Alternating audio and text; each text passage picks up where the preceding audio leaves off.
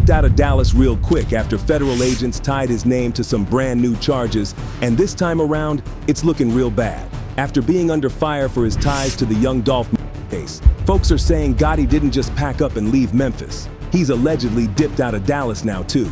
Gotti is playing hide and seek with the feds, and he's slowly being cornered. We now have unconfirmed reports from federal agents saying they are now looking into other possibly tied to Gotti's name. No concrete proof yet, but the timing is suspicious. Now, it doesn't take a genius to figure out that Gotti's cross-country and possibly international hop is about more than just ducking street drama.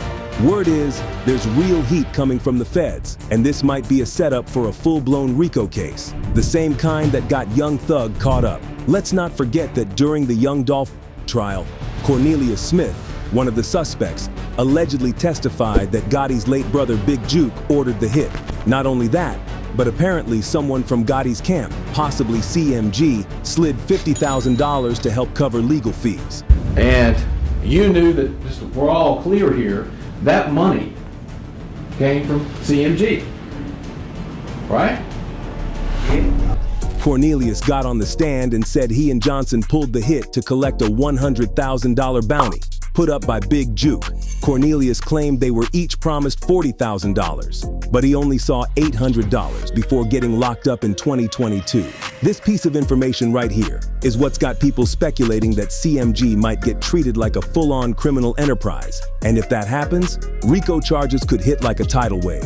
Whack 100 already dropped the bomb by comparing Gotti's situation to what went down with YSL. And y'all know when Whack speaks, people listen, even if he's messy half the time. They said, didn't CMG pay for your attorney $50,000? Yeah. But they didn't give it to me. He said, yeah. But they paid for it because you killed Dolph, right? Yeah. Well, that was your compensation, right? Now, to be fair, some folks are saying Yo Gotti's move to Dallas wasn't just about ducking smoke. He actually had some business moves lined up. He reportedly pulled up to Dallas to sign a local rapper named Zillionaire Doe to CMG. And if you've been keeping up with his socials, Gotti was all smiles showing off that he's planning to open a CMG office in Dallas, trying to expand the empire out of Memphis and into Texas territory. Even if that's the official story, people ain't buying that it's all music and meetings. Let's keep it real. Gotti's name has long been tied to the streets, and not just any streets. We're talking real deal connections with pushers, and word on the curb is he's especially tight with dudes moving white. That's a whole different level of heat. And let's not forget, Texas feds do not play. Dallas authorities are known to move quietly, build a strong case, and then snatch you up fast. When you selling that dope, feds coming. It's been the history of Dallas. The feds coming when you start talking about that type.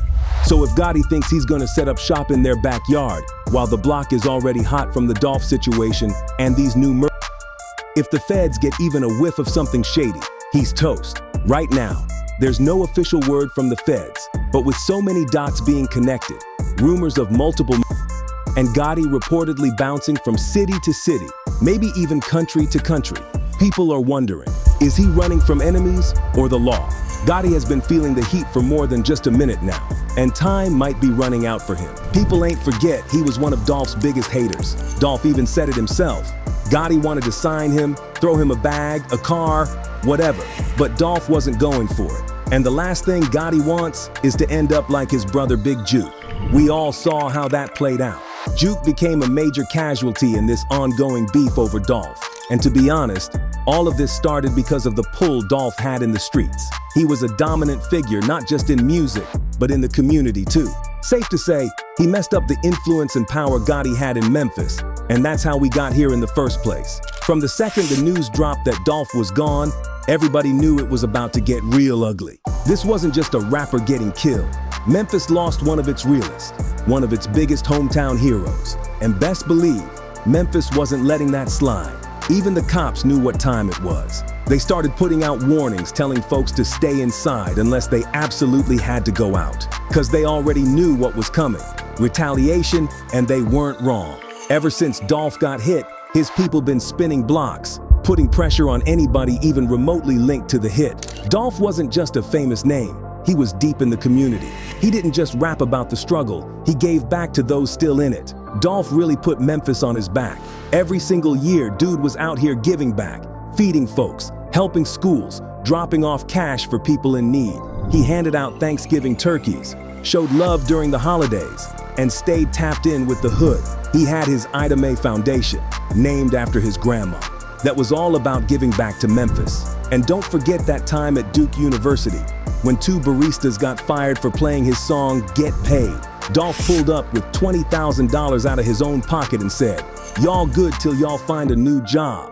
Who else is doing that? Every year he pulled up like Black Santa on Memphis's K97 radio station, handing out gifts to kids who ain't have much. And get this, 2 days before he was gunned down, he was still giving. He visited the West Cancer Center in Germantown to thank the staff personally. That hit close to home for him. His aunt was getting treated there, and that's the same clinic that helped his grandma and uncle too. All of this to say, this ain't just about a rapper getting caught up in the streets. This was a real one, a family man, a giver, and a pillar in his city.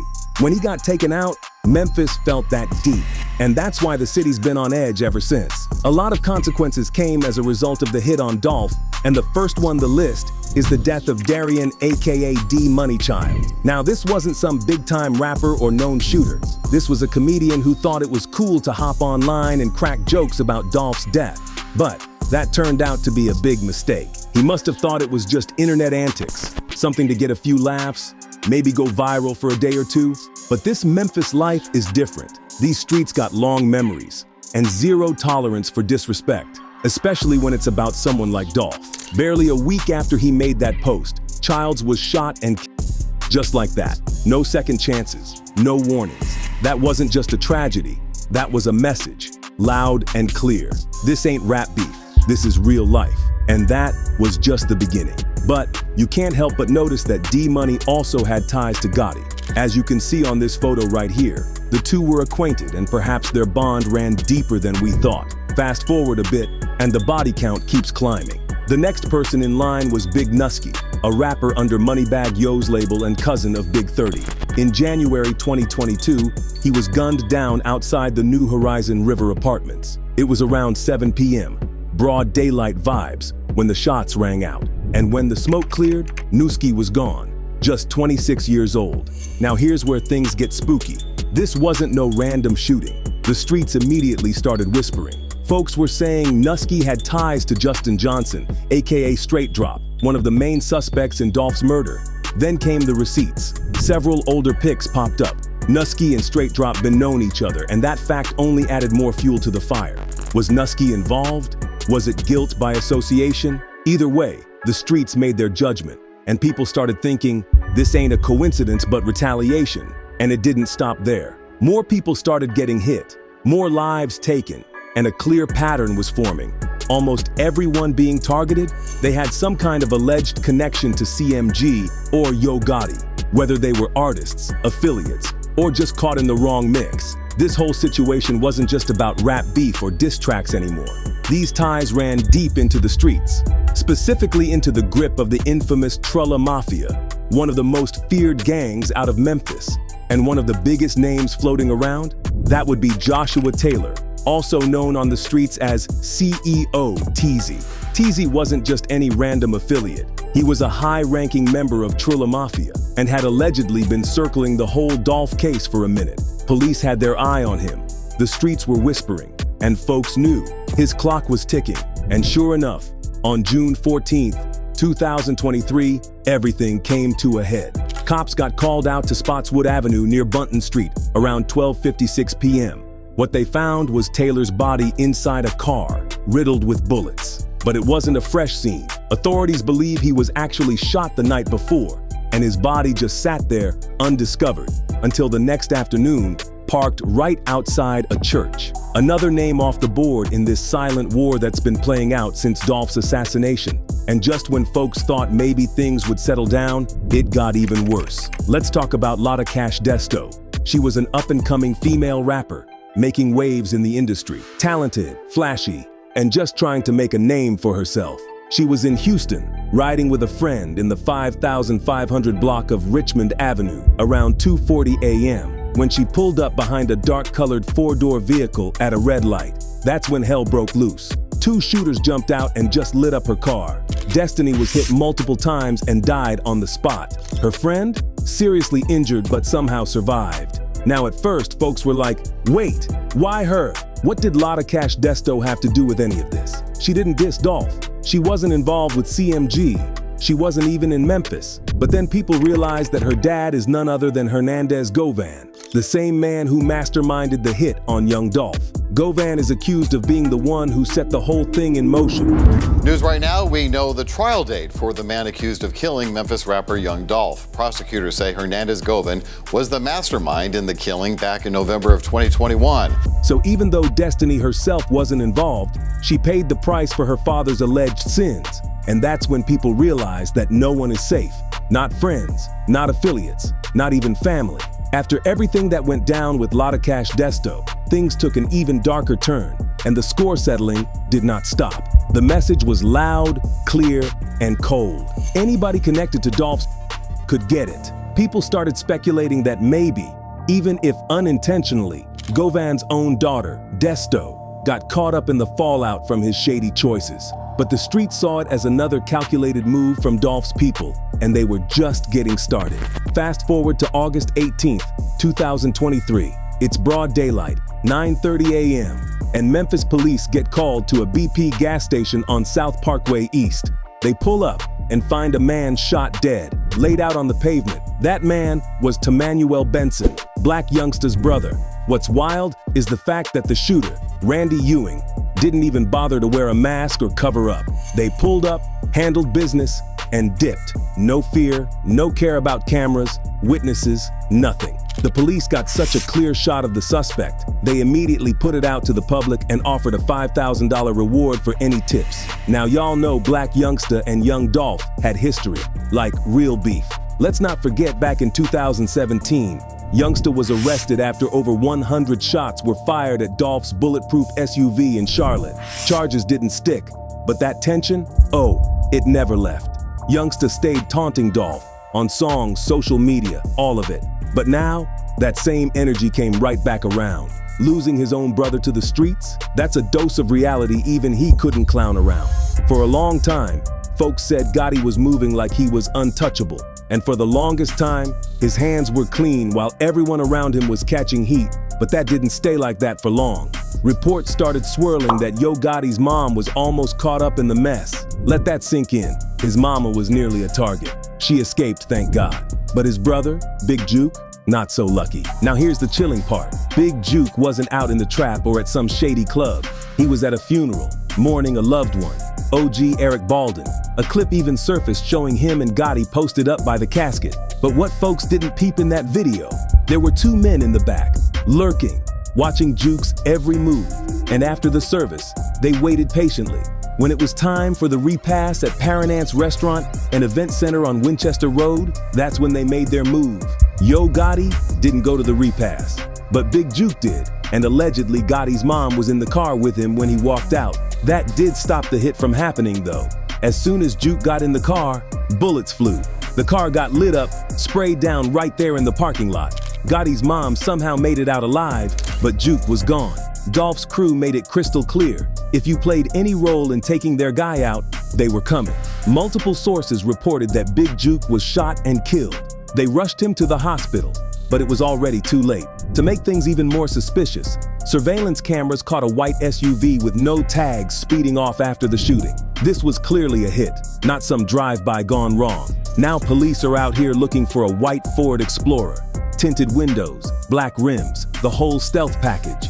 Witnesses said they saw people peeling off in that same SUV. And at this point, it's very obvious that whoever did this knew exactly who they were going after and why. You have to understand that Juke wasn't just Gotti's brother. He had a reputation, especially when it came to mocking Young Dolph after his death. He wasn't subtle either. He threw shade at Dolph's team, flashed cash on social media, and was literally caught on video disrespecting a Dolph mural. Naturally, that energy caught up with him. But y'all, this gets deeper. One of Dolph's artists, Grove Hero, had already put Juke on blast after Dolph was. He went live and basically accused Big Juke of putting up $40,000 to get Dolph knocked off. And Grove Hero wasn't just talking. He said straight up that if he ever saw Juke, it was gonna be on sight. No questions, no hesitations. He even mentioned Gotti, Migo, and Youngsta too. Like this wasn't just a beef, it was a personal hit list. Even before all this, Juke was moving real sus. He was seen chilling with people who were directly linked to Dolph's. One of them was CEO Tease, and the other was Hernandez Govan, the mastermind behind Dolph's assassination. So yeah, with connections like that, the streets weren't just watching, they were waiting. At the end of the day, this all goes back to the Yo Gotti versus Young Dolph beef, because that feud has been bubbling since 2014. Back when Dolph was building his own wave in Memphis, Gotti tried to sign him to CMG, but Dolph wasn't having it. He didn't want to play second fiddle, he wanted his own empire. And Gotti, he didn't take that rejection well. Fast forward to 2016, and Dolph is tweeting things like, "Bro went from my #1 fan to my biggest hater." Then he dropped his King of Memphis album, a bold move since that was Gotti's self-appointed title. That lit the fuse. Then you had Black Youngster jumping in and turning the beef up even more. He was online talking crazy, threatening Dolph, and even pulled up to Dolph's neighborhood with guns blazing. And it wasn't just talk. Dolph's SUV was sprayed with over 100 bullets, but he lived thanks to a bulletproof ride. Later that same year, he got shot again, this time in LA, outside the Shoe Palace. That one was serious. He got hit multiple times. And get this, Yo Gotti was named a person of interest in that case. Word on the street was that Dolph and Gotti were staying in the same hotel when it all went down. Things got heated between their entourages, and bullets started flying. Gotti ended up facing attempted murder, but they got dropped. Still, that moment proved this wasn't just rap beef. It was a real-life drama with deadly consequences. Now here we are, years after Dolph's death, and people tied to his murder are dropping like flies. With Big Juke gone, the streets are buzzing, and folks are starting to connect the dots. Is it karma? Is it revenge? Either way, the circle is closing, and it's getting real lonely at the top for those still standing. What do you think is going to happen next? And is Yo Gotti safe anywhere he goes? Let us know about it.